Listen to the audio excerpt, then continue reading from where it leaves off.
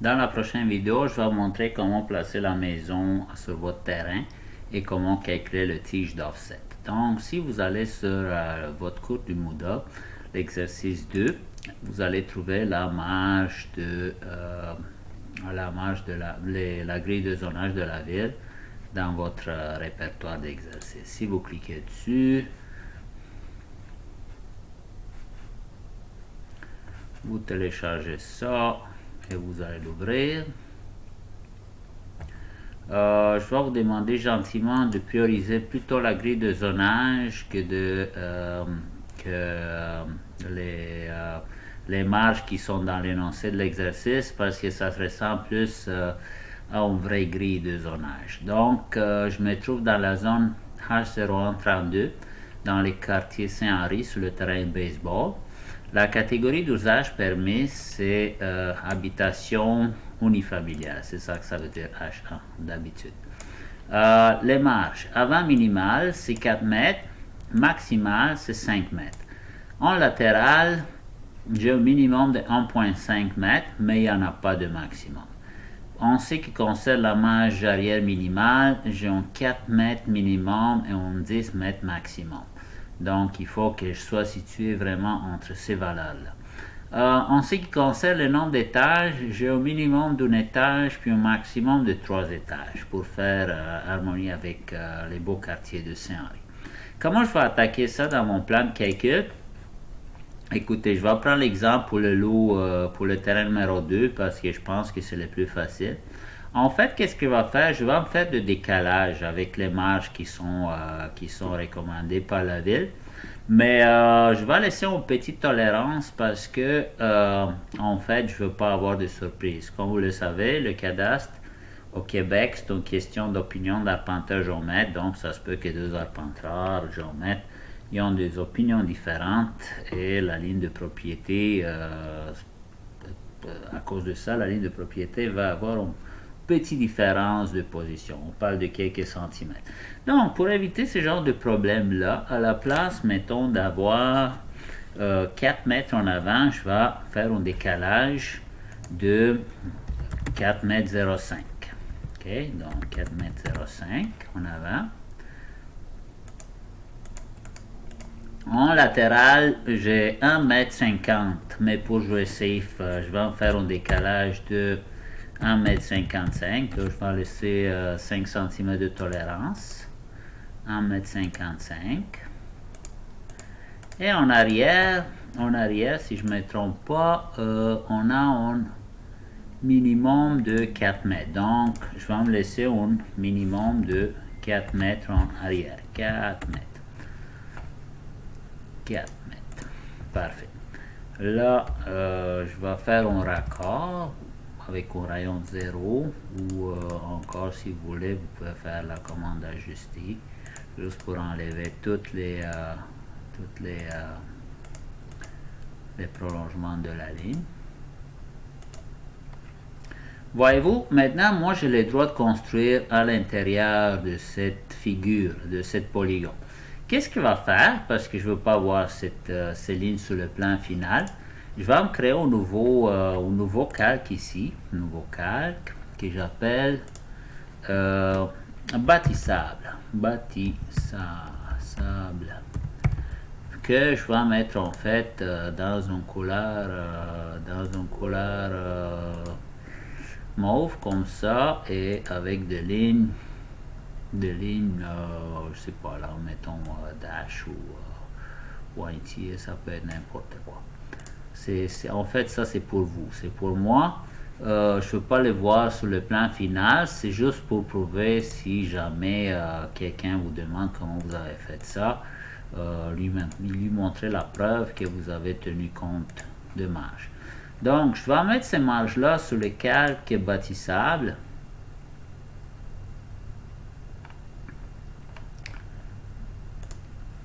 OK. Ensuite, qu'est-ce que je vais faire? Je vais placer la maison à l'intérieur de ça. Vous vous souvenez que je vous ai montré comment dessiner la maison dans une vidéo précédente en mesure impériale. Alors, qu'est-ce que je vais faire? Je vais ouvrir mon dessin de maison.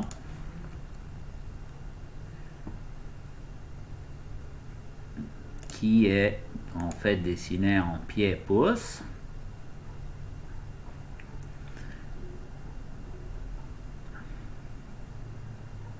Pour la maison, comme je peux voir, c'est un rectangle, donc je sais que on va regarder encore une fois le plan pour s'assurer que la façade est bien par là. Tu sais, c'est une question d'indiquer après les fenêtres et tout ça, là, c'est pour ça que je vais faire ça.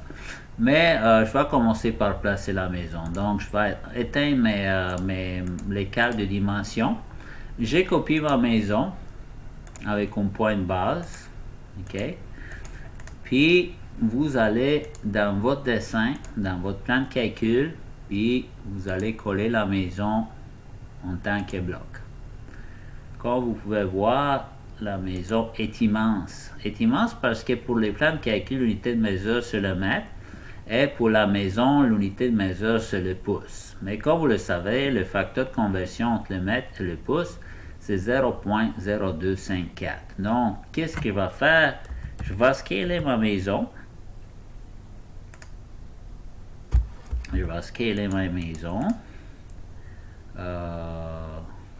Échelle.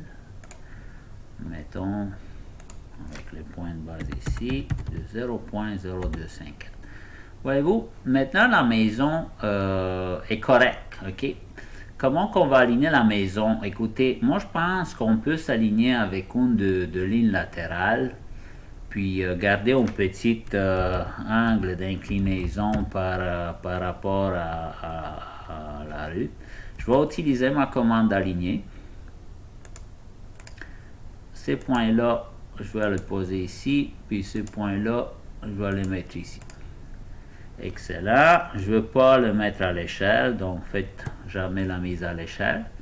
Maintenant, qu'est-ce qu'il faut faire? Il faut déplacer la maison selon cette ligne-là. Alors, qu'est-ce que je vais faire? Je vais mettre mon SCU par rapport à cet objet-là. OK? Et puis, je vais mettre en ortho. Et maintenant, je suis capable de déplacer la maison pour m'assurer que je reste à l'intérieur de cette figure. Donc, on va le déplacer un petit peu, pas trop. Pourquoi pas trop? Parce qu'en fait, je veux avoir le plus d'espace possible dans la cour arrière pour prendre une bière avec mes copains. Pour jouer encore plus safe, je vous dirais, je pourrais encore le déplacer peut-être d'encore quelques centimètres par là.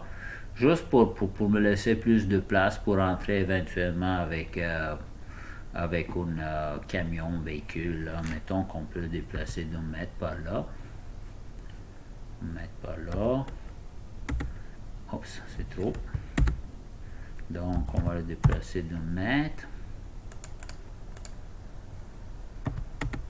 Et puis, encore une fois, il faut s'assurer que je ne touche pas ici ma manche. Et puis, ouais, là, je devrais être correct, OK? Pour m'assurer que tout est conforme, vous vous souvenez que j'avais de marge maximum en avant. J'avais maximum 5 mètres. Donc, je vais m'assurer qu'en avant, on respecte toujours le 5 mètres maximal. Et le 10 mètres en arrière.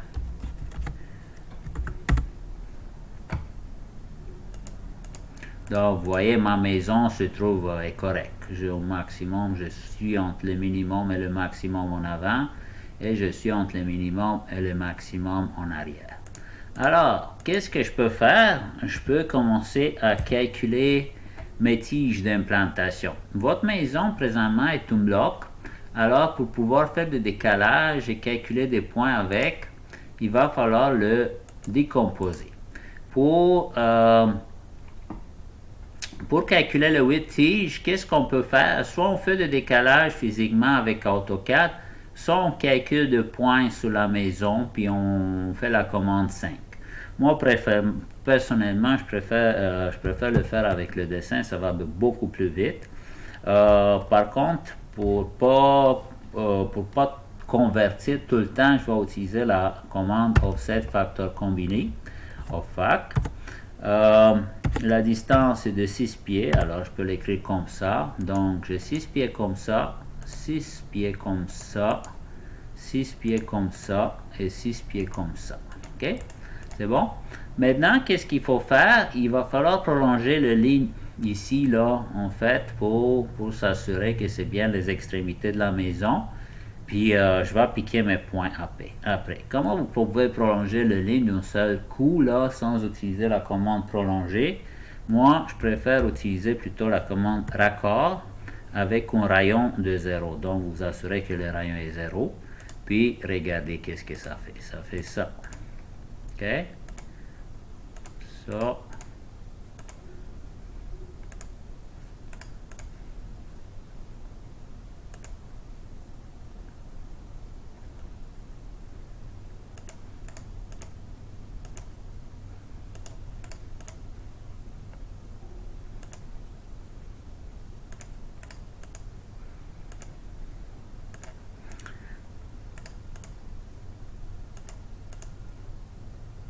Une fois que ça c'est fait, je peux piquer le point. Okay? Moi, je vous propose de piquer le point dans la série 200 parce que les points 100 sont pour le cadastre. Alors, je commence par piquer mes points. 201. Pour les codes, ici, je vais utiliser les codes 4. Les codes 4, ça veut dire un clou. Ça va faire un beau petit symbole rond là, qui ressemble plus à une tige d'implantation. Donc, on va piquer un point ici. Un point ici. N'oubliez pas de changer les codes. Un point ici. Un point ici. Ok, vous voyez les dangers là quand vous piquez de points, c'est que vous piquez pas à la bonne place. Comme le point 204 là, il n'est pas à la bonne place. Alors qu'est-ce qu'il va falloir faire? Il va le piquer à nouveau à la bonne place. Il faut toujours faire attention avec la commande pique, ok?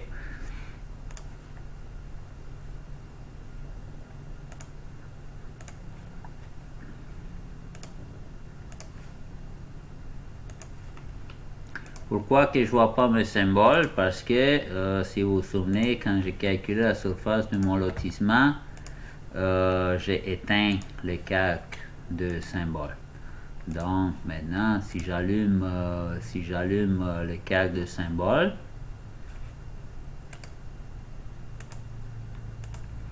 je devrais les voir. Ok? Donc, en gros, c'est ça pour la position de la maison. Là, je peux effacer mes lignes de construction ici ou effectivement les mettre sur un autre calque. Regardez qu'est-ce que je fais. J'utilise toujours la commande raccord.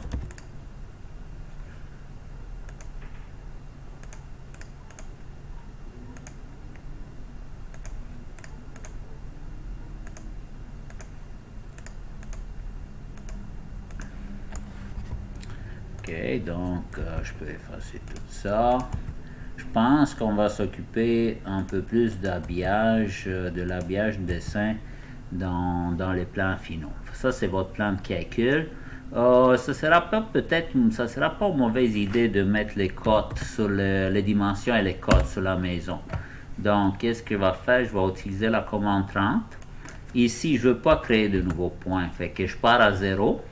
Je mets mes dimensions à on, mes azimuts à on. Et puis, je clique sur les côtés de la maison. OK. En fait, excusez-moi, les azimuts, je n'avais pas vraiment besoin pour la maison. Donc, on va les effacer.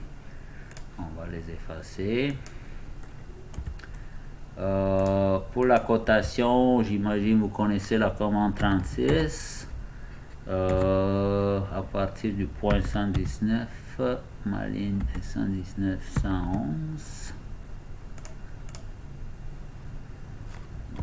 Commande 36, 117, ça, bon, ça fonctionne pas. Si ça fonctionne pas, écoutez, AutoCAD, ça fait la job. Donc, juste pour s'assurer que j'ai au moins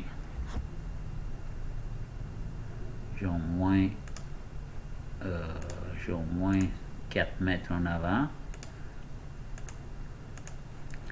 j'ai 1,50 m de chaque côté.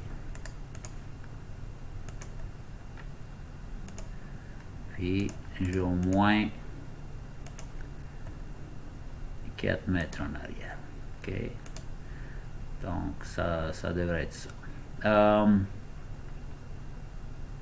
Maintenant, qu'est-ce qu'il reste à faire? C'est d'indiquer les fenêtres sur le plan de calcul, juste pour s'assurer qu'on n'a pas de vue directe. Alors, il faut vraiment aller dans votre plan de maison, regardez le plan de maison, puis regardez où on a de fenêtres, OK? Pour les indiquer sur notre plan de calcul. Donc, vous allez dans plan maison.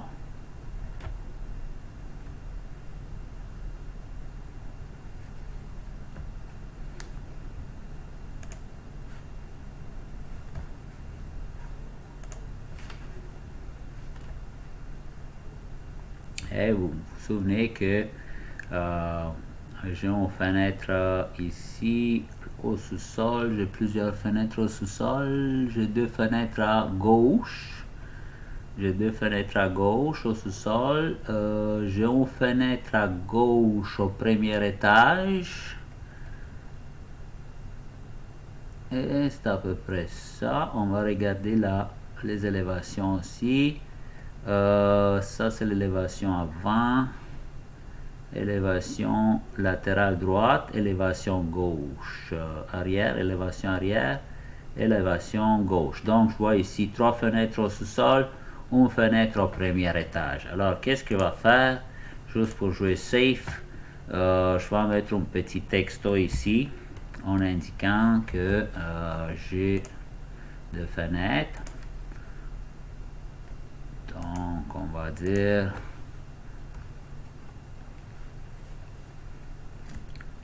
une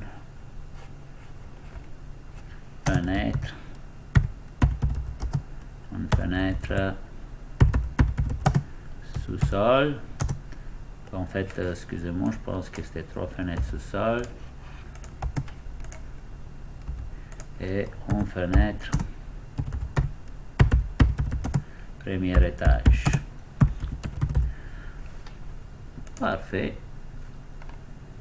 Ça, c'est votre plan de calcul. On va revenir pour exporter les coordonnées. Je vous dis là, écoutez, c'est pas, il faut que ça soit clair. C'est pas, on met pas beaucoup d'efforts sur l'apparence du plan de calcul. C'est pour nous autres, comprenez-vous? Donc, c'est ça. Alors, on va les sauvegarder. Fichier, enregistré. Ça, c'est fait. Tantôt, on va revenir pour vous montrer comment exporter les coordonnées et les importer dans l'instrument. Mais pour l'instant, je vais vous montrer comment faire une copie pour le contracteur. Donc, on va faire une copie ici, enregistrer sous. On va l'appeler exercice 02, plan contracteur. Enregistré. Et ça conclut notre vidéo pour le plan de calcul.